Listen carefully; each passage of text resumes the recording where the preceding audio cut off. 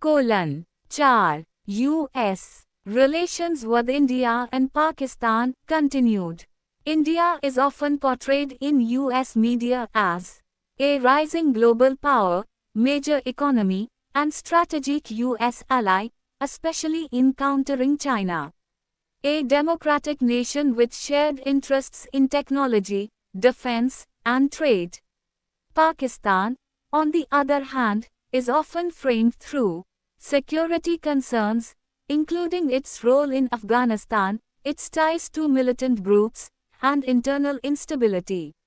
Its importance as a geopolitical player, especially due to its relationship with China and influence over the Taliban. This difference affects tone and framing in American coverage, often leading to perceived Western bias toward India. Part. Media language and tone. Words like escalation, brink of war, and nuclear-armed rivals are commonly used. Visuals and maps are often used to show the line of control, LOC, in Kashmir and where incidents happen. Interviews with South Asia analysts or former diplomats are used to give a calm, informed viewpoint, trying to explain complex issues to Western audiences. 6. Coverage gaps and criticism. Underreporting of local impact. U.S. media often fail to deeply cover the human toll on civilians in Kashmir. Simplification. Reports may reduce the issue to India vs. Pakistan, without fully exploring Kashmiri voices or local perspectives.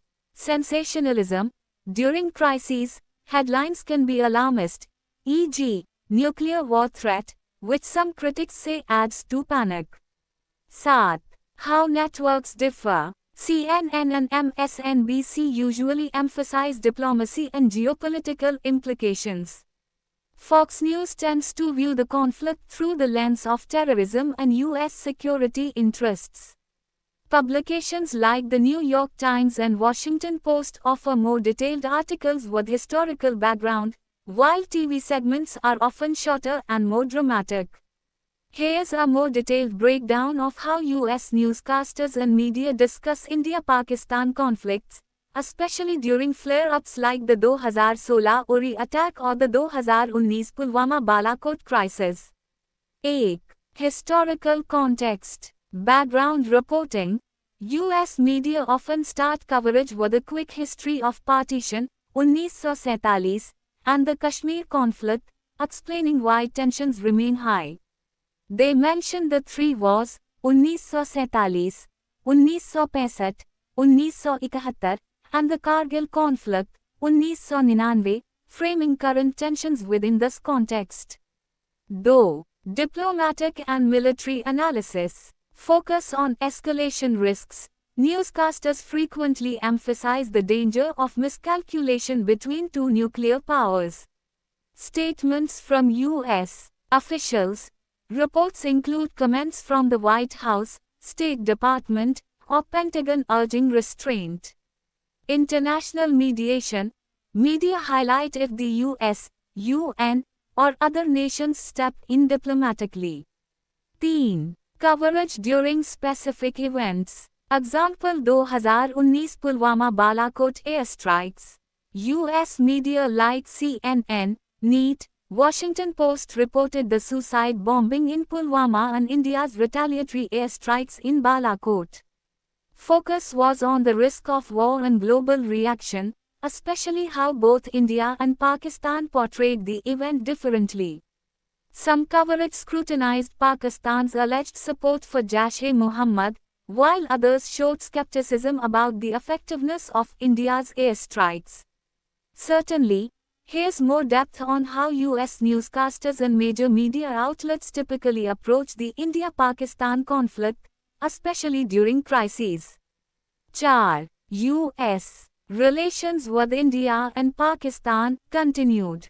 India is often portrayed in U.S. media as a rising global power, major economy, and strategic U.S. ally, especially in countering China. A democratic nation with shared interests in technology, defense, and trade. Pakistan, on the other hand, is often framed through security concerns, including its role in Afghanistan, its ties to militant groups, and internal instability. Its importance as a geopolitical player, especially due to its relationship with China and influence over the Taliban. This difference affects tone and framing in American coverage, often leading to perceived Western bias toward India. Part. Media language and tone. Words like escalation, brink of war, and nuclear-armed rivals are commonly used. Visuals and maps are often used to show the line of control, LOC, in Kashmir and where incidents happen. Interviews with South Asia analysts or former diplomats are used to give a calm, informed viewpoint, trying to explain complex issues to Western audiences. 6. Coverage gaps and criticism. Underreporting of local impact. U.S. media often fail to deeply cover the human toll on civilians in Kashmir. Simplification.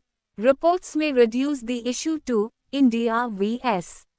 Pakistan, without fully exploring Kashmiri voices or local perspectives.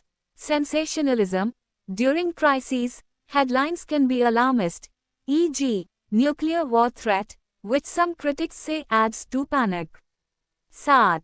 How networks differ. CNN and MSNBC